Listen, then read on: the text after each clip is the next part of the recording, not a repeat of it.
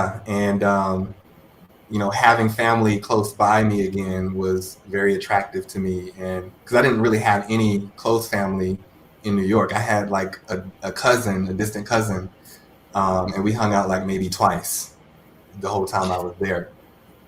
It's usually like that. Yeah, yeah. So, so November, actually, wow, it's been almost 3 years. On the 11th, it'll be exactly 3 years that I moved from New York to Dallas, Texas. And around that same time, I also transitioned careers. I was a graphic designer for about 17 years. And, that was fun for a while, and it worked for me until it didn't. And, I got to a point where I was like, I want to do something else. And, I had been on my own, like, independent transformational journey, personal spiritual development journey for over a decade at that point. And like shortly before I moved, I bumped into a friend at a 4th of July barbecue that year, 2018. And at that time, he was about to graduate with his certification from a coaching program. And I overheard him talking to someone about it, and it piqued my interest. So I went and sat and parked myself nearby him and started listening. So longer story short, I reached out to him after that event and picked his brain a bit more about what this school was and what his experience was and all of that stuff. And I was like, you know what? I think this is it. I think this is what I'm supposed to do. I'm supposed to be a coach. So November 2018, I moved from New York to Dallas, Texas. January 2019, I went into coaching school to earn my certification. So it was a 9-month certification program. I earned my certification in September of 2019. And just like that, I'm a certified coach. Now, for the people who don't know, like, okay, because we've definitely know what life coach is, and so we've heard of it. But for the people who don't know what a coach or a personal coach or a because there's different type of coaches. Could you explain what type of coach you are and the difference between all the coaches out there? Yeah. Well, life coach is sort of like a really broad term that people use, and let's be real. Anybody can, get up on social media or Instagram or something and slap life coach on their profile and start telling people what to do and think they're coaching people. Right. But I didn't want to go that route. So, so I knew that I wanted to be trained, and I wanted to be certified, and I wanted to be credentialed. So life coaching, or coaching in general, is a very present focused, forward looking, action oriented journey. It's kind of in the same or similar wheelhouse as therapy, but it's different because it was distinct. Therapy is more focused on the past, identifying patterns from the past and healing trauma from the past. Coaching is more of a journey of like getting from I'm at point A and I want to get to point B in the shortest amount of time possible. That's coaching. That makes sense. Yeah. So coaching is more personal development, professional development, growth, developing tools, life skills, things of that nature. Whereas therapy is, about healing something from the past. And therapy is a more open-ended process as well. Whereas coaching is more like, we're going to work together this amount of time and we're going to get the results in that amount of time. I want to throw a question out here because I'm in the process of wanting to look for, going to therapy, but also having a coach. Mm-hmm. So in terms of, for example, let's say something that people deal with every day, like anger management, mm-hmm. Would you advise someone to go into the therapy route or going into the coaching route? That's a great question.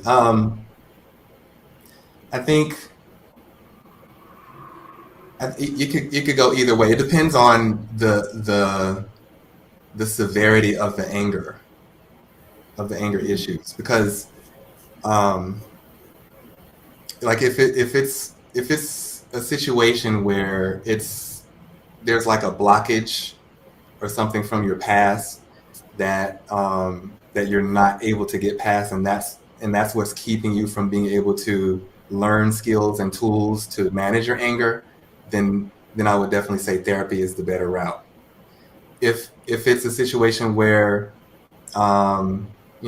there's really nothing from your past that's really holding you back or blocking you, and you're open and you're coachable, and you're open to learn some tools, and you're actually in a position where you can actually put these tools and skills into practice regularly and integrate the principles and the distinctions in your life, then I would say coaching. Got it. Yeah. Nice. So now we're gonna break off a little bit really quick to play a quick game with Mr. Freddy. This one we're calling it Coaching with Mr. Sanders. Basically, we're gonna go down the line of a few people who may need some help, and Freddy, we're just gonna pretend you're their coach. So we're gonna go down. I'm gonna give you a few celebrities and tell you their situation. And if you were their personal coach, we want you to know what would be your coaching for them. All right. So you ready for this? Okay. All right. Here we go. So the first one, coaching with Mr. Sanders, Cardi B and Offset. As we know, Cardi B and Offset had an on and off relationship throughout the years. They just had a second kid after almost divorcing. You know what they say? Sometimes people have kids just to make the relationship work. What would you coach Miss Cardi B if she brought you on as her personal coach and she's been having this on and off again relationship with her man? Well, the first thing that I would advise Cardi B to do is consider couples therapy.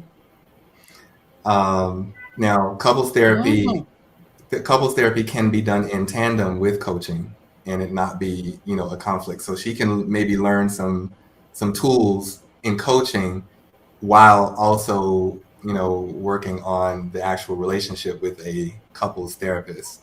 But like she wouldn't be able to come into a coaching journey and be all about, well, he's doing this and he's doing that, well, he's not here. So that's something that gets to be worked out in couples therapy, but maybe she could learn some relationship skills, maybe learning how to be a more effective communicator, how to establish and enforce boundaries within the relationship, how to co-create boundaries in a relationship. That kind of stuff can be talked about in coaching. All right. Next, we have, as we all know, Britney Spears has been in a conservatorship for the past 13 years and a half. But next week, it seems very hopeful that she will be out of that and that will end. Now, she hires you as a coach now that she's free. What would be your journey with Britney? What would be some of the coaching for her these next few months of freedom? And don't go by her post on social media. We haven't verified that it's actually her writing those posts. Yeah. Again, like I would explore with Britney about the possibility of maybe an individual therapist, because it sounded like this experience that she's had over the last few years has been very traumatic, and when you experience trauma on that level, sometimes coaching isn't necessarily the best fit. So we would do like a discovery session and see where she is mentally, emotionally, and then then kind of gauge from there. But I'm thinking with her situation, therapy might be a better fit than coaching. All right, Erica Jane, as we know, I don't know if you are a Housewives fan, but she is from the Real Housewives of Beverly Hills, and right now she's going through a scandal with her ex Tom Girardi, and all the money that they've taken from burn victims, etc. As you know, she's on social media, still posting very, what is it that you call it, Melanie? A tone deaf to read the room? Yes, very tone deaf. She uses the excuse that she needs to pay the bills, so she's posting like ads of her like in Savage Fenty and lingerie, but the captions on them are very tone deaf, and it doesn't help when she's in a federal prosecuting case against alleged victims of like this plane crash and victims who were scammed out of their money. So since if you were her coach and she was going through the situation, what would you tell her? Log out, turn off the computer, and walk away? Well, see, here's the thing about coaching. Coaching is not telling people what to do. Oh, that's hard. Yeah. but that's where the training and the certification and the credentialing comes in. So, with her, I would want to explore her why, her worldview, and why she's doing the things that she's doing a bit more, and learn more about how she views the world, how she interprets the world. And that's what I do as a divinity and performance coach. Is like my training is in what's called ontology. And ontology is the study of being and what it means to be human and to have the human experience. So, exploring the worldview, our interpretations, our meanings, our language, and how all of those things shape the world in which we live. So with her, I would want to do a bit more deep exploration into why she's doing the things that she's doing.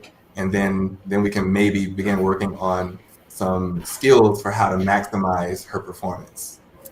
All right, last one, Will and Jada. As we know, Jada is very expressive of how, through her relationship with Will and how he makes her, or lack of making her feel. I don't know if you've heard or read or out in the news as of late. You're both coaching them. What are you coaching these people? What would you coach Will and Jada in their tumultuous relationship? And the entanglement. The entanglement. Well, first, I love both Will and Jada.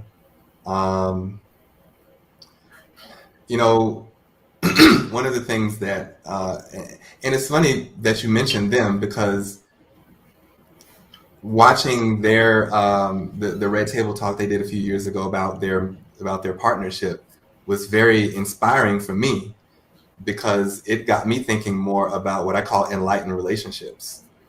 That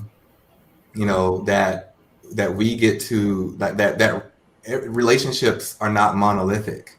We get to create the relationships that we desire to have. We don't have to buy into or subscribe to the Disney construct of a relationship. Right. So relationships that are based on, two people coming together, co-creating the boundaries of that shared experience together. Like, Will and Jada in that Red Table Talk they talked about how, things shifted for them when they stopped trying to make each other happy. Like, no, you go and you get yourself happy. I'm gonna go get myself happy, and then we come together and we co-create a shared happiness experience together.